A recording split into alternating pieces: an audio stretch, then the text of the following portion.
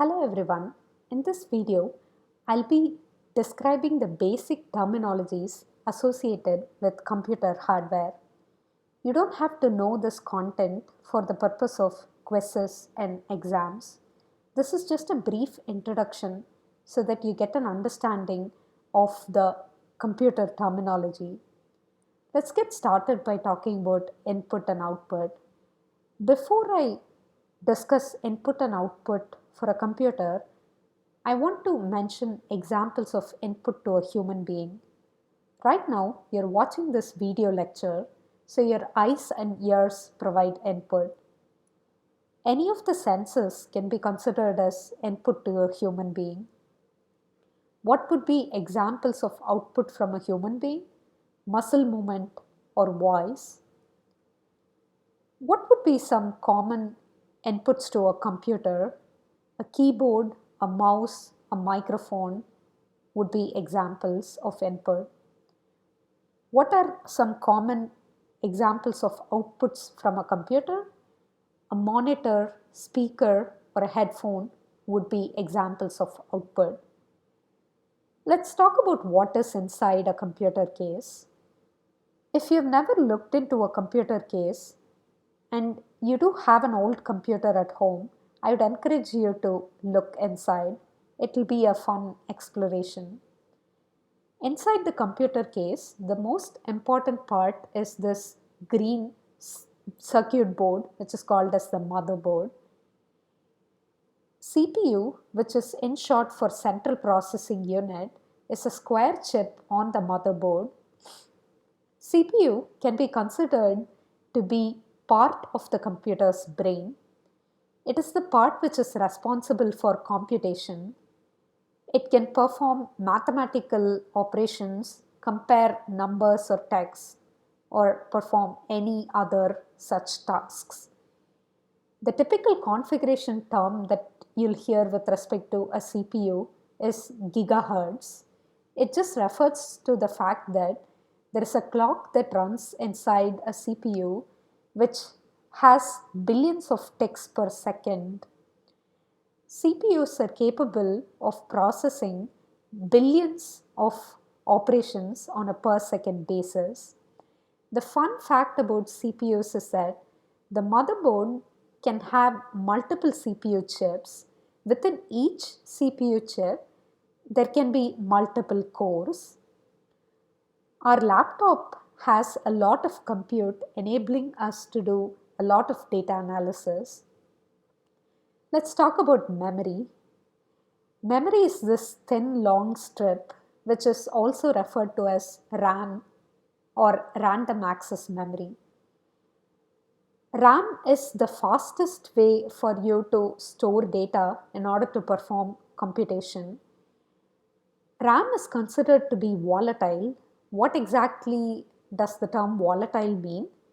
It means that the data stored in memory is temporary and that you lose access to that data when you power off your computer. You don't really want to be saving your permanent files in your memory. Just to give you a sense of configuration detail associated with memory, memory is referred to in the order of gigabytes. 1 byte can be considered to be an equivalent of 1 letter, so the text hello would require 5 bytes to store. In a typical personal computer, memory will be in the order of tens of gigabytes, for example 8 gigabyte.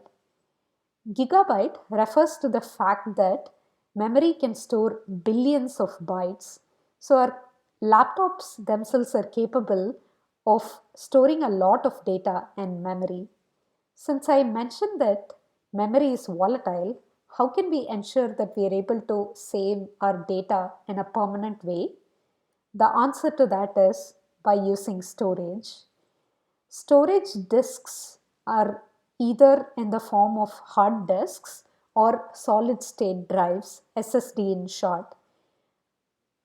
In contrast to memory, storage devices are persistent, meaning that when you write a file onto a storage disk, it is stored permanently even if you power off your computer.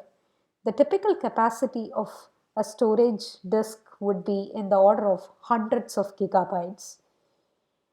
One thing for you to pay attention with respect to relationship between memory and storage is that computers tend to save data to RAM first and then eventually write the data to a permanent storage disk. So you need to be very careful when you're dealing with a temporary version of your data in your RAM. I'm sure all of you have experienced this fact that when you plug out a USB stick without removing it properly, you might run into trouble of losing data. The reason why that happens is because computers save temporary version of your data to RAM first before it is being saved permanently to your disk. Let's talk about the last component, which is the networking component. Networking is done by Network Interface Card, or NIC in short. NIC enables computers to connect with other computers via the internet. The most common terminology that you'll encounter with respect to networking is the client-server terminology. Client refers to the program or the computer that sends a specific request to a server. Server refers to the program or the computer that responds to the client's request. Let me give you a quick overview of the course website. Here is the course website for Spring 2021 semester. As I mentioned, the schedule page has the due date for all the projects and quizzes and exams. Please make sure to update your calendar with all of the due dates so that you're able to keep up with the pace of this semester. All the relevant links associated with one particular lecture day's topic can be found beneath the lecture day's entry. For example, you can see that Alexi has already uploaded the YouTube link for lecture 4's video lectures. When you're watching this lecture, I would have updated links to my video lectures as well.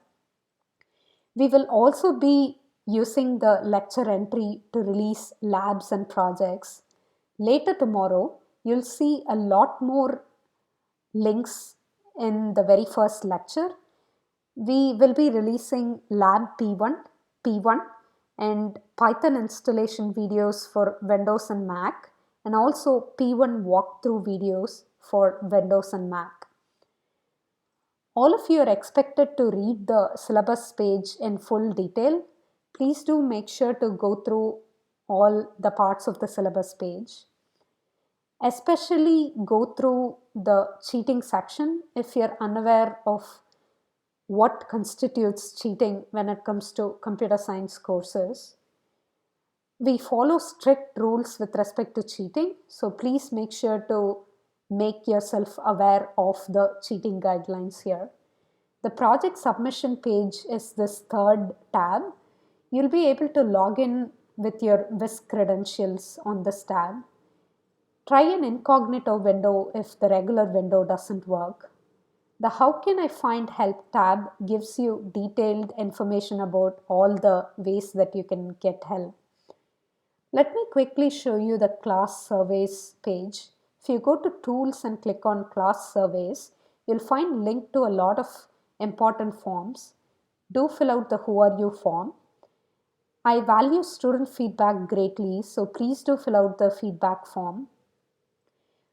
There are also links to thank you form and grading issues form, which we'll be using for project resubmission. You can report any exam conflict using these three forms. Let me give you a quick overview of the Canvas course. So if you go to the home page and click on the course details, you can find useful information, including the course webpage link. When you click on BB Collaborate Ultra tab, you should see a list of sessions. I'll be holding the live stream session in lecture 1 and lecture 2 sessions. I'll be streaming the same lecture video which will be released on the course website. There will also be sessions for office hours and associated labs. That will be it for today's lecture.